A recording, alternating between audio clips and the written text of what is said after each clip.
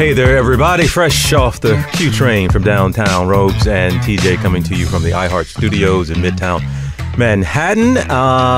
Wherever you are, glad you are with us. And this is going to, Robes, be the final podcast episode that we're recording before your birthday. Oh, that's right. You will be a new woman the next time we work in studio together. Wow. I'll be officially in my 50s. Oh, that sounds different than saying I just turned 50. I'll be in my 50s. Is that different? Yeah, I'm in the thick of it. Like I'm immersed. Does your voice get deeper? In my 50s. Yes. No, this is birthday week, so it's exciting. Yeah. What are you looking forward to? And then for the new year, the new, you're 51. I'm looking forward to things, and that is actually true because last year was a tough year. It's a big birthday, but it was a tough year, and so I didn't feel like I even had the bandwidth to hope and to dream and to be excited and to look forward to. When you're stuck in something and you're overwhelmed by circumstances, you don't necessarily, I think that's one of the losses, is that you kind of lose hope and excitement about what's coming. And I feel that now. So yes, this is, I'm excited about turning 51, and birthday week is probably going to turn into birthday month, just letting you know. That I will be by your side for the entirety of it. But it's so cool. It's one of the things I say about you all the time, and I say it to you privately. But it is one of the cutest things about you is that you get giddy about the smallest things. No matter how old you get, you have this kid-like exuberance about the smallest of things. And it's fun to watch. Everybody should be like that. Oh, well, thank you. It's very cool to watch. I appreciate that. Now, we are turning now. We're here in New York, but we got into it about a story out of Florida. And I say got into it because it just, I guess it's polarizing. You're gonna have an opinion about this story. It has to do with a mom down in Florida who's she hasn't been banned from her kids' school necessarily. Please explain. Well, her vehicles have been. That might be the best way to put it. Yes, Florida mom. And this, we were kind of laughing because we've been re-immersing ourselves into headlines now, getting back into the news cycle. And this one really stood out and was a talker. Michelle Cline's kids go to this private Christian school, Liberty Christian Prep, I believe. And for a couple years now, she's worked at the same place, had the same decal on her car, highlighting where she works. And it didn't seem to be a problem until it became one. And it's because of where Michelle Cline works. Well, she has, like millions of people do, actually, an OnlyFans.com page. She goes by Piper Fawn. And the decal on the back of her vehicles says just that. It doesn't have anything illicit or like that. It doesn't have any images of any kind. It just says OnlyFans.com/Piper Fawn. That is on the back of her vehicle. She has been dropping her kids off at this school, and only recently now has the school told her, do not come onto campus or in front of campus. We'll get specifics because Michelle Cline is standing by to talk to us here. Don't bring the vehicle on campus to where the other kids can see it.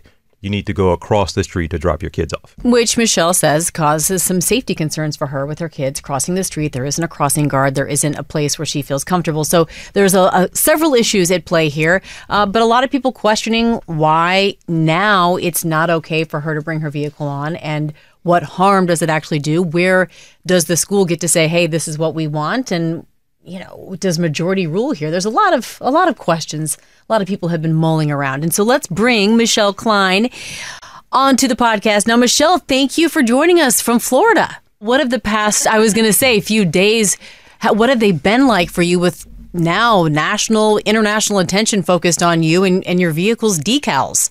It's funny because I think the perception of how we would be or what we are is different. We're just normal people.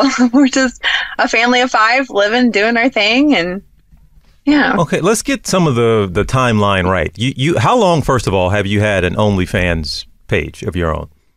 I've had the page for probably 3 years. Okay. Now, I know for folks that don't know, it is a site that's geared towards creators who want to use more explicit or sexually engaging content. But it doesn't mean that everybody on the page has something illicit, explicit on their particular pages. So you tell us, what types of things you do have on your OnlyFans page. I mean, I'll be honest, mine is definitely explicit. And I was, I told the news that as well. It definitely is. It's not, I'm not on there, bake cookies. It's definitely explicit material.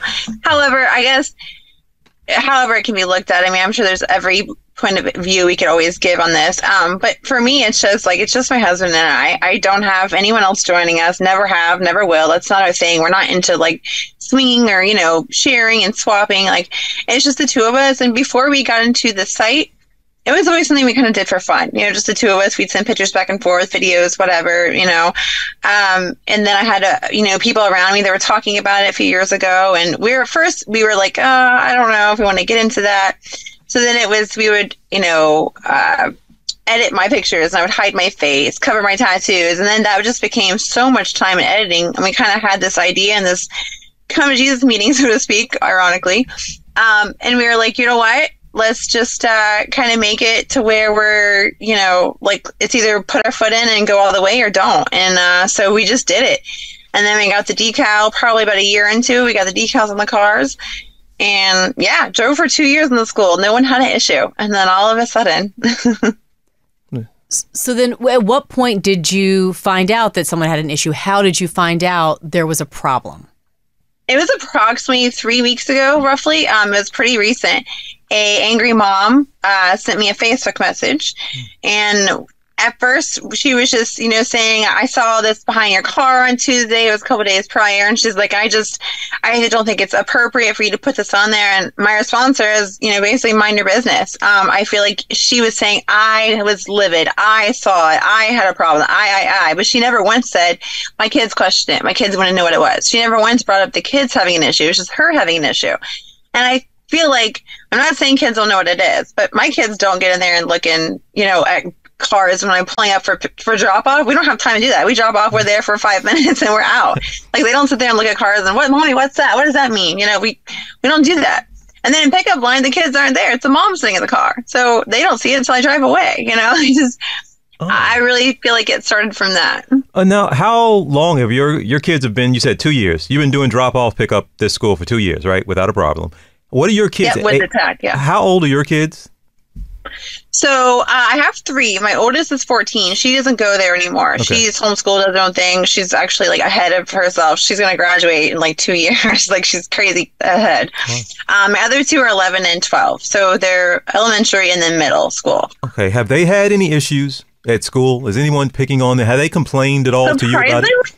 My 5th grader had more talk in her class than my 8th grader did. Wow. Which to me, I think is kind of crazy because that tells me that I feel like that's parents complaining about it and then the kids are passing it on. Because my 5th grader, I can tell you right now, she doesn't have a clue about what's going on. Other than what I tell her, they don't talk about it. I feel like people around them bring more light to it and discuss it way more than we do. They just don't really care, until it's brought up to them or thrown in their face, they don't care.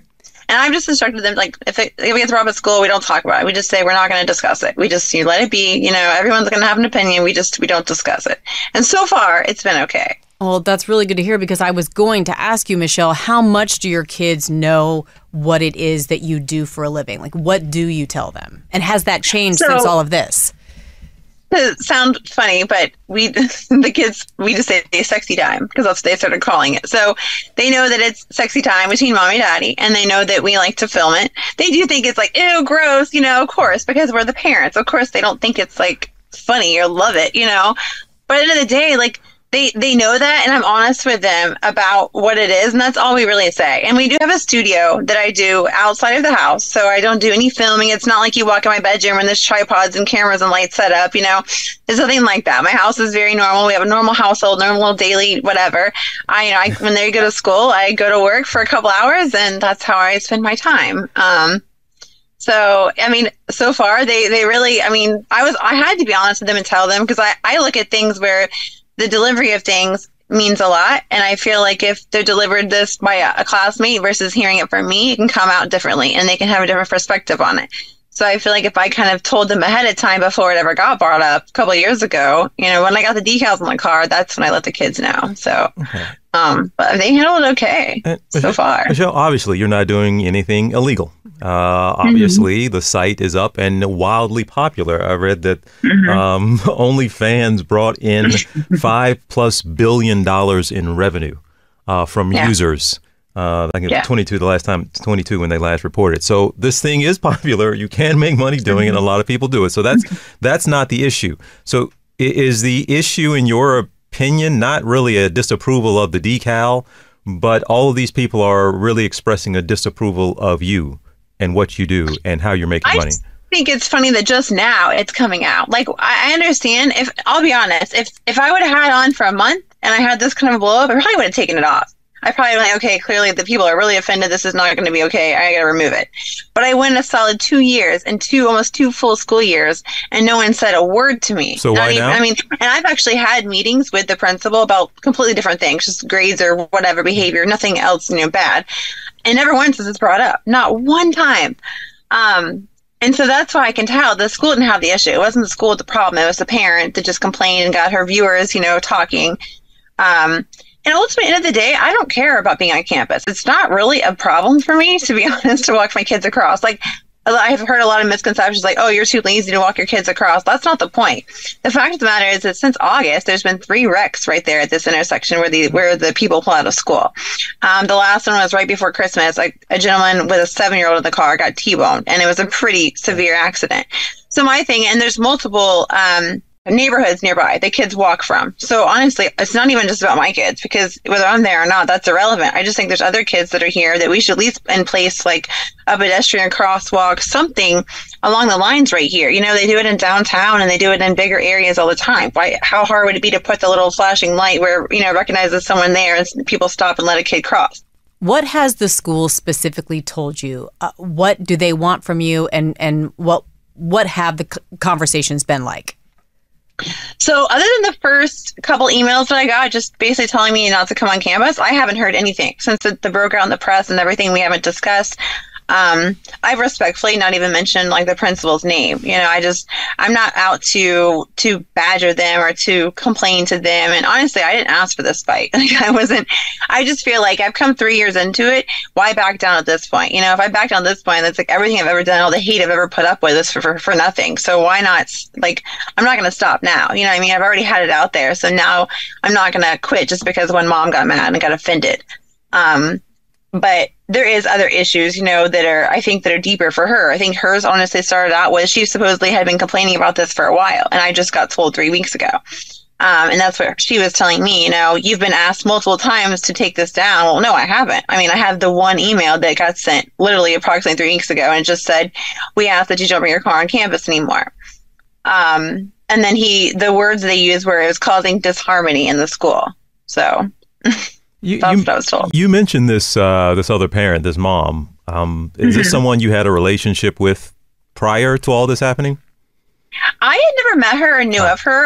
It was funny. Last year, my son and her son actually ran cross country together, and they were really good buddies. He's a year younger than my son, but they were really good buddies and really good terms. I'd always met the dad, but the mom was never there. So I had no idea that this was even the mom. And even when I lashed back at her, it wasn't really, honestly, until we saw on the news and my son said, oh, that's so-and-so's mom. Like, I know her. And so that's kind of how I even realized that, you know, our kids were friends last year. And what was funny is, like, when I'm going to track meets last year, all these cross-country meets, I had my car then with the logo on it. And her husband was freely speaking with us and talking to us and friendly and kind and never said a word. But then now this year, she sees it and it's the world ends. But Michelle, have you all talked? Have you actually talked since all this has gone down? Okay. Do you want to talk to her? And do you think you should? Right? Parents setting an example maybe to the kids that, we can work out our differences kind of thing. We actually had a third lady from the school that I actually have dealt with by volunteering and things of that sort. And she actually reached out to me and she was like, hey, I just want to know that I may not personally agree with you, but I also don't agree with the school either. And she kind of turned it into a twist, was like, I think you two should come together with the amount of social media that you both have, come together and voice the issues about the school. And that's honestly what I ever care about. I don't need the media. I wasn't looking for like a payout. I'm definitely not going to try to sue the school, and never contacted a lawyer. That was never, I don't care about that. Even if I could, that's not what I'm trying to do. I'm not trying to set that precedence for anyone. I just simply am just fighting for my rights and just defending myself like anyone would. You know, I want my kids to understand that they can stand up for themselves. You know, when they feel that they're doing something right and they're not hurting anyone, then I feel like they should defend themselves. I can respect how people feel, but I also feel like people saying, you know, oh, you're soliciting sex to kids at a school. Well, I didn't purposely put the logo on to take it to school and solicit. It's just on there permanently, and it goes everywhere I go. I don't necessarily try to pick up people from Walmart either, but it's on my car when I go there.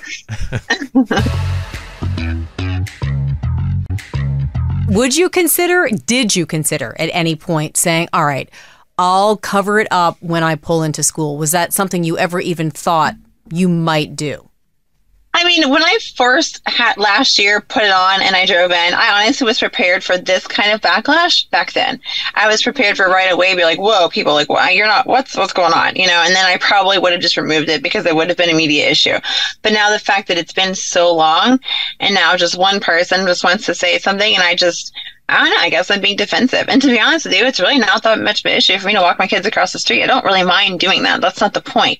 More or less, the point was just, okay, if you're going to have me do that, well, then while I'm doing it, you should look at the safety for all the kids crossing the street. You know, consider this for everyone.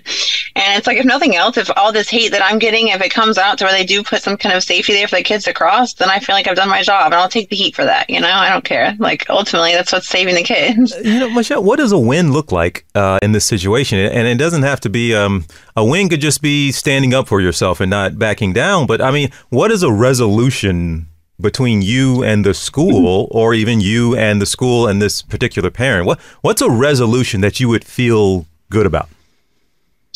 I honestly am okay with, at the end of the school year, most likely pulling my kids out. And I have considered just, you know, like doing homeschooling and then having a private tutor a couple of days a week, just to avoid the issues. I'm not here trying to stir drama. You know, like there's an event that's happening this week at my kid's school that one of my daughters is having a chapel service. And obviously I want to go to it. So I'm going to have to either park off campus, or I'm kind of an asshole. So what I will do is I'll go get a black towel and just cover up OnlyFans in the back of my car, tape it on there, and still leave Piper Fawn showing.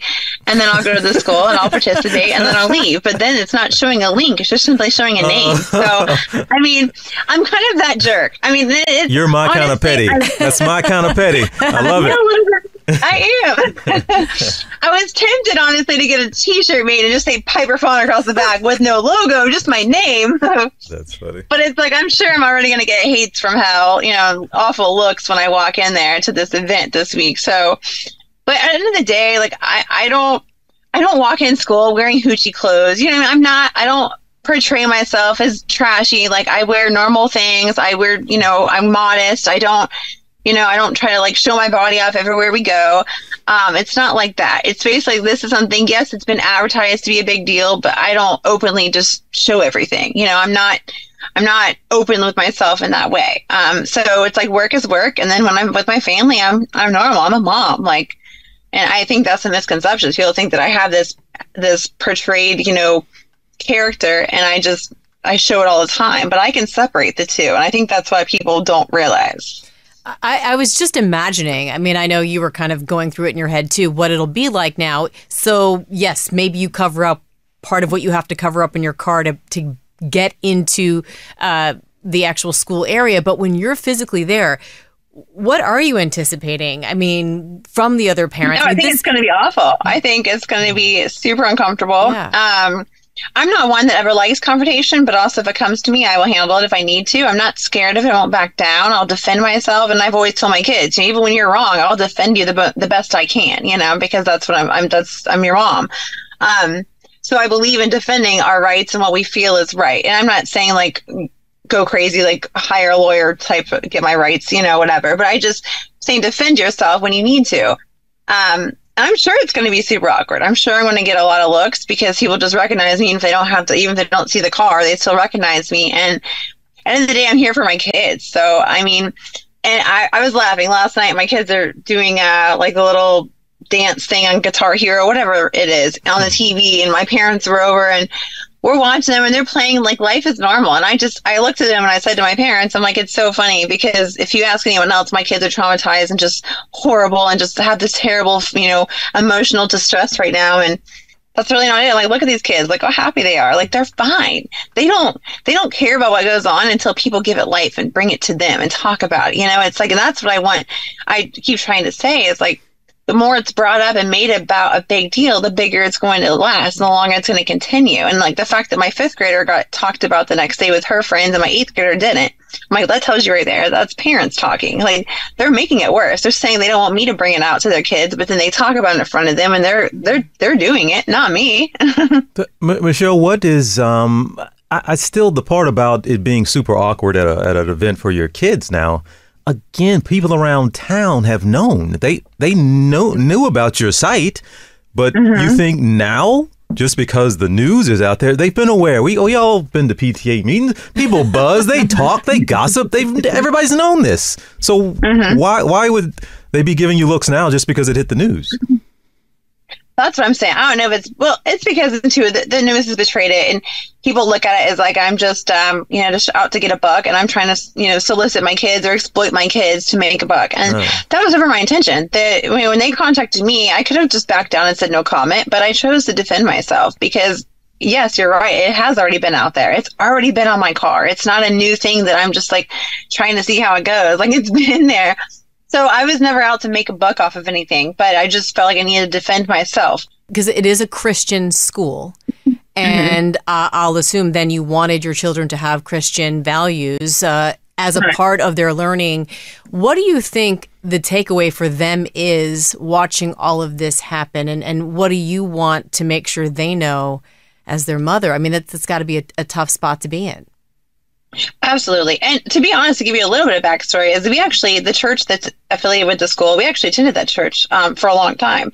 And I honestly grew up Church of Christ. So I was my parents are strict. My parents don't agree with what I'm doing. They don't disown me for it. Like I said, they were at my house last night. So they definitely, they don't love it. And they're like, you're raised better than this. But they also know that I'm an adult and they can't really control that. They just have to just be there for me for any issues.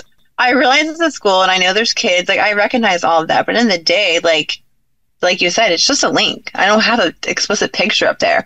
And it's blocked by a paywall. Pornhub is free access. Anyone can type it in and it's there. At least mine, you can't see anything. There's not even any dirty wording until you pay. You can't see anything. All it says is my name and a brief bio, which is very simple and very modest. Until you pay and use a credit card and have an ID. So I feel like if a kid gains to that point, then that's the parents' fault, because why are they allowing that to happen? You're supposed to be 18 to access the stuff.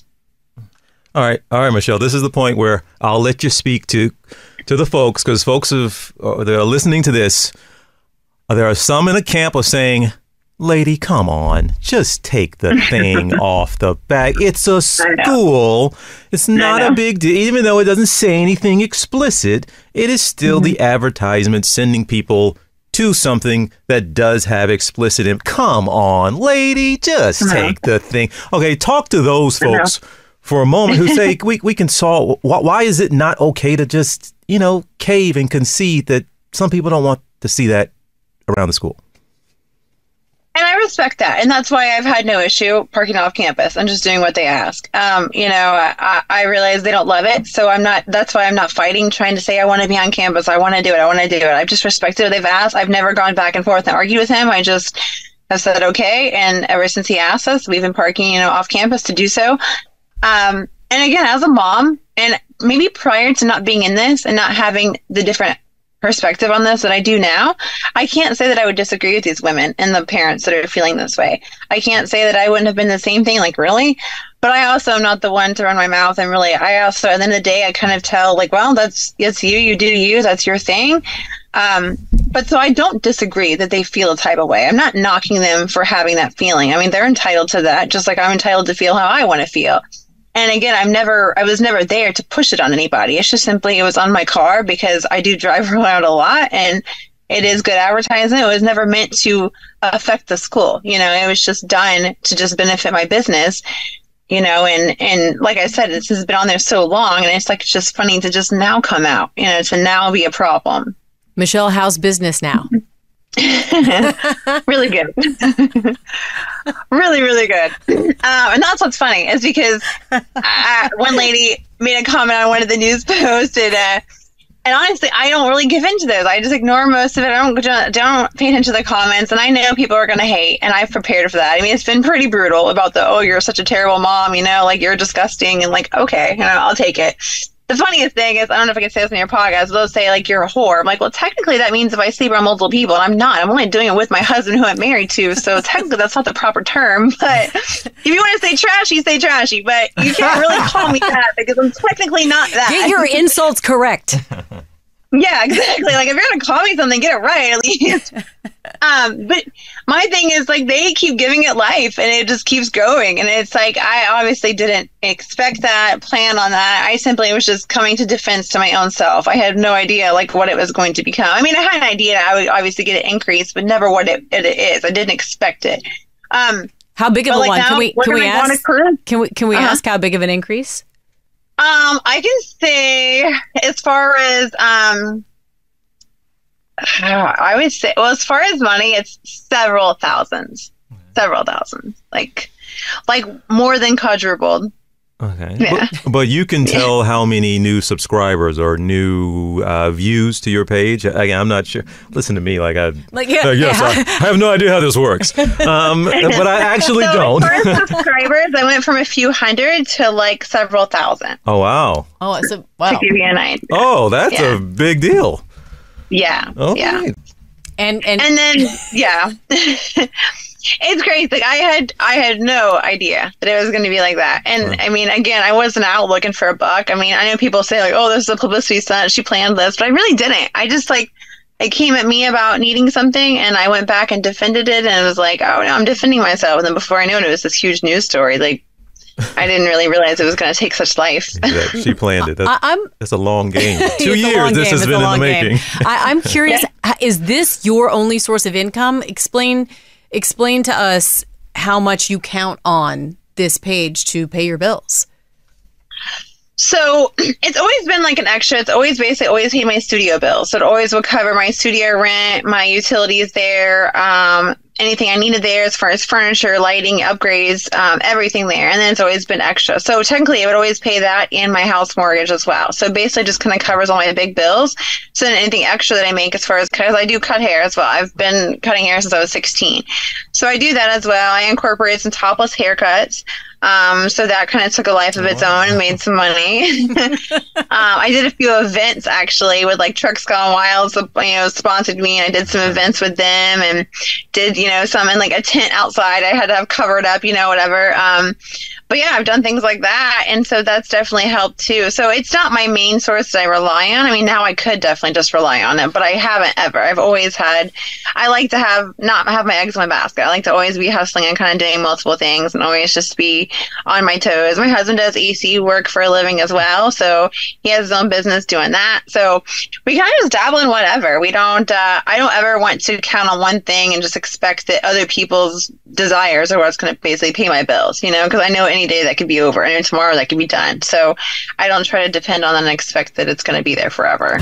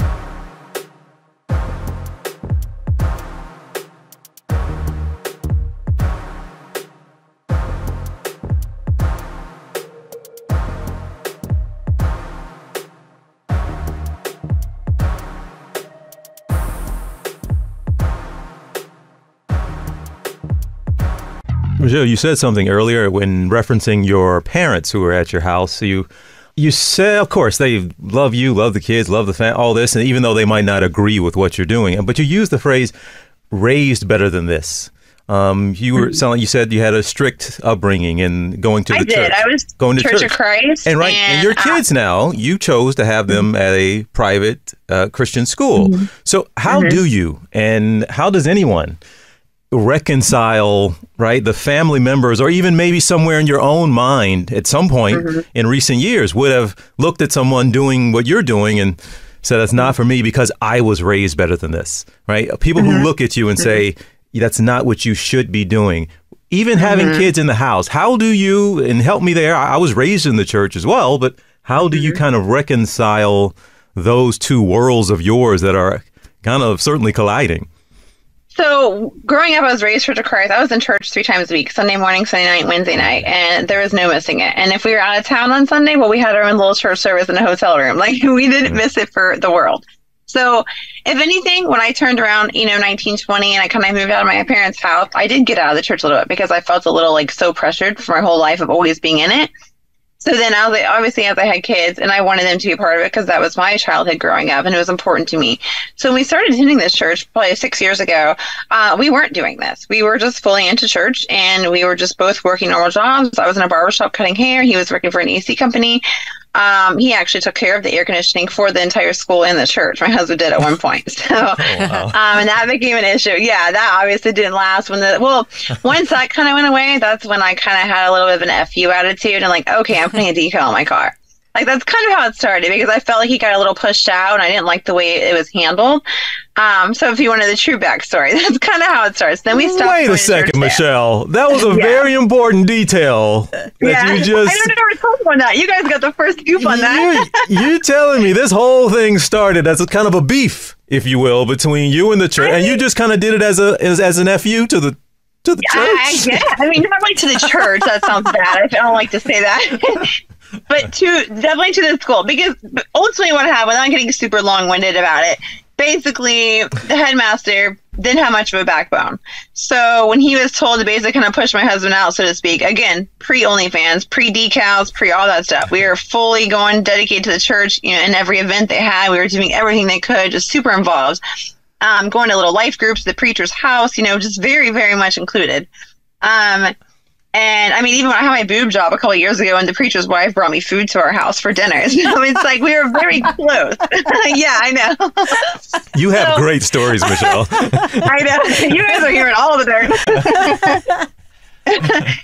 So, yeah, I mean, that's kind of how it was. Like, we were very close with everyone in the church and we treated them like family.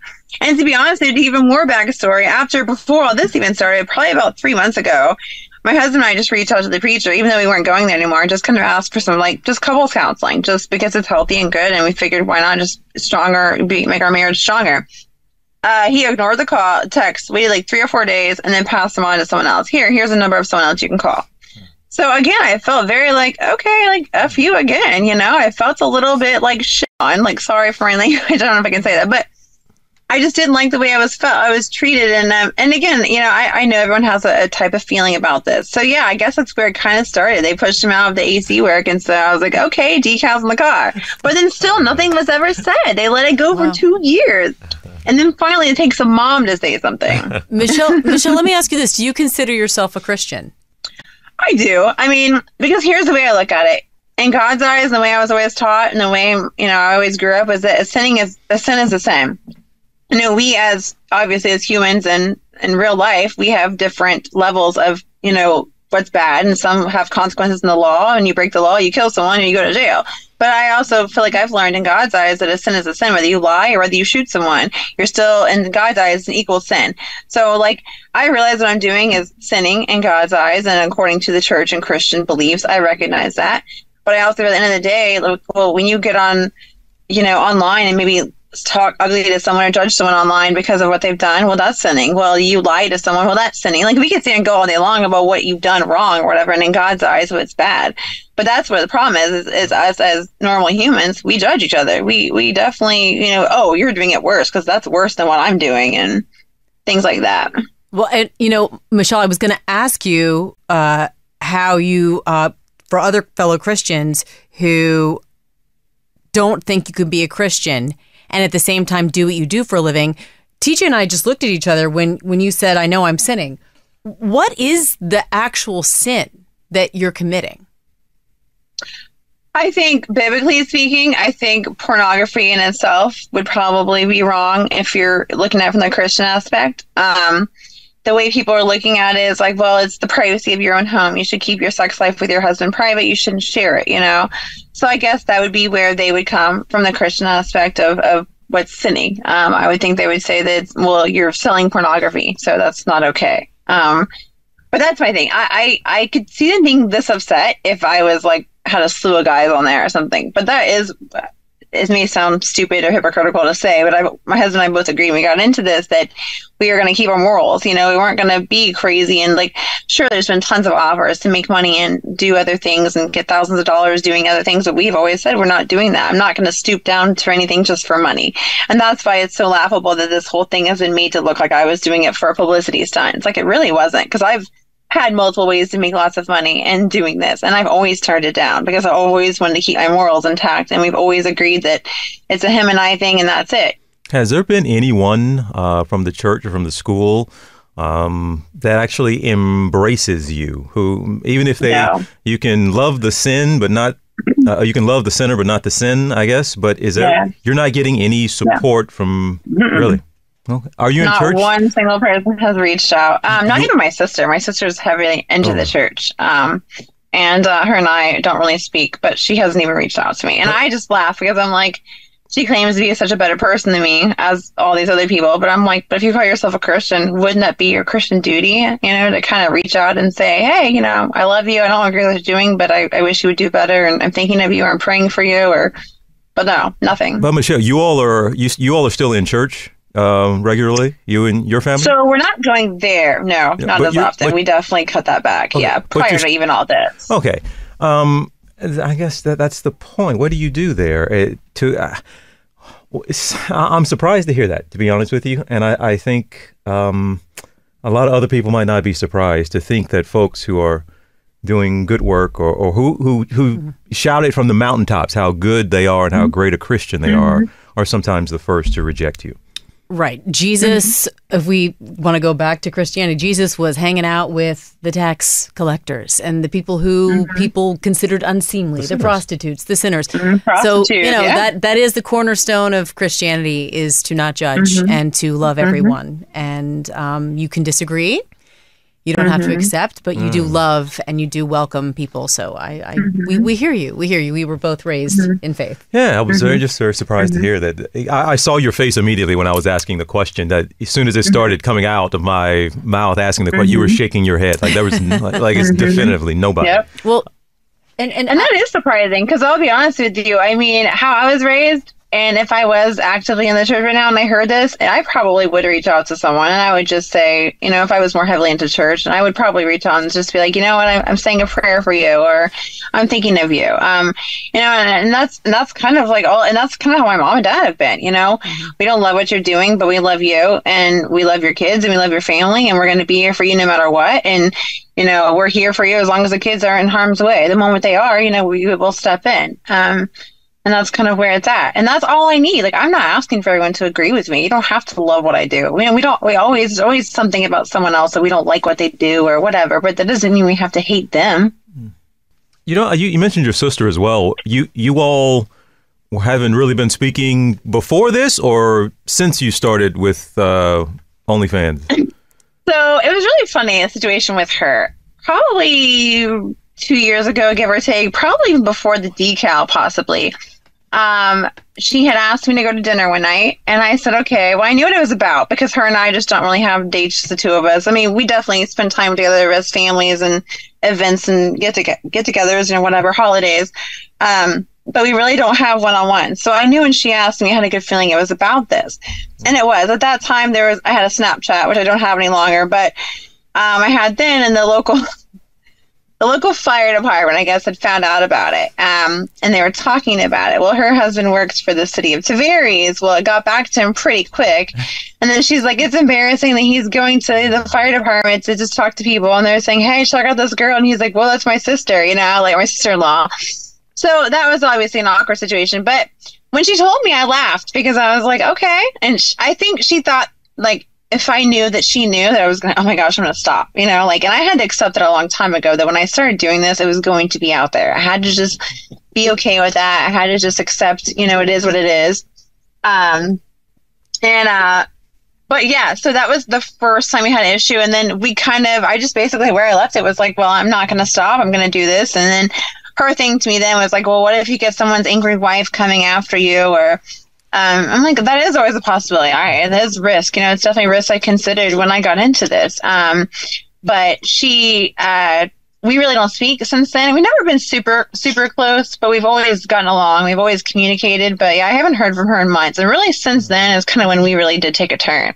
And I really haven't talked to her at all during this whole thing. That's too bad. Yeah, you learn a lot about yourself, but also where you stand with other people when you go through something like this. And has it been worth it? I'm just curious, like now that you have experienced this in such a large way, what are your thoughts on your decisions?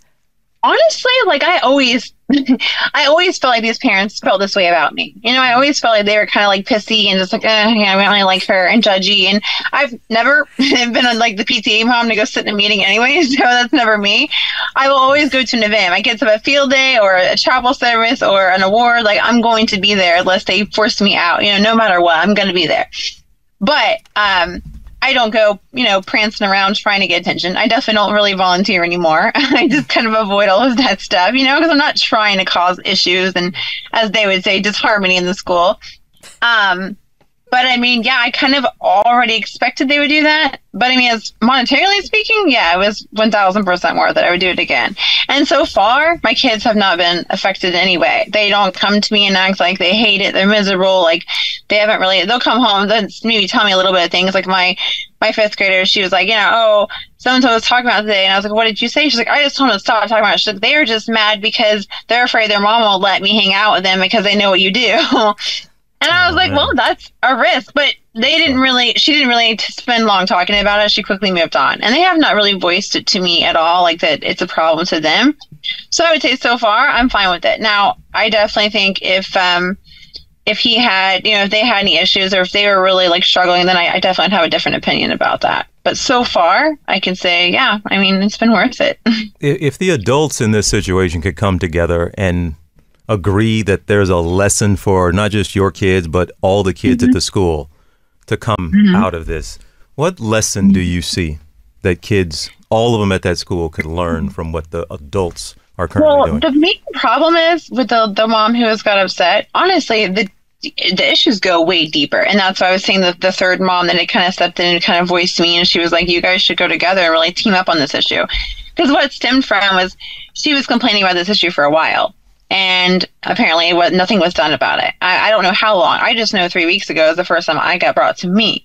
But she has been complaining for months. Well, then she felt like nothing was done. She felt like administration was really, neglecting her kids and just not really being there and doing their part. And so in that, I can relate to her. Mom to mom, I can understand where she's coming from. When you're voicing a problem, especially when you're paying for a private school tuition, they should handle your issues and they should definitely address them. And they never once came to me and said anything to me about it. They told her that they did because she said to me, that I know you've been told about this before, but I definitely had not. And obviously, if I had been already asked, I would already have stopped this. So this is the first that had been brought to me. So in a way, I feel for her because I understand where she's coming from. No lesson for the kids, Michelle. Is there no lesson for the kids here? So not really. Yeah, no, I'm sorry. I got a little off of it. But honestly, I don't really know what the lesson would be with the kids here. I mean, that's okay. I feel like the kids are not really the ones complaining. It's parents, I feel like the parents are what's making it a deal. They're making it a problem. They're making it an issue because it never had been a big issue until now, until this one mom with a TikTok and a big mouth, excuse my language, but I feel like that's how it started. So for a lesson to kids, I really don't know. My lesson for my kids, what I'm trying to say is that when you know you're not breaking the law, you're not doing anything to harm someone else, and you're sure of that, and we know that, then defend yourself. Stand up for what you feel is right. If you think what you're doing is right and okay, no matter what it may be, just because people don't like something doesn't make it wrong.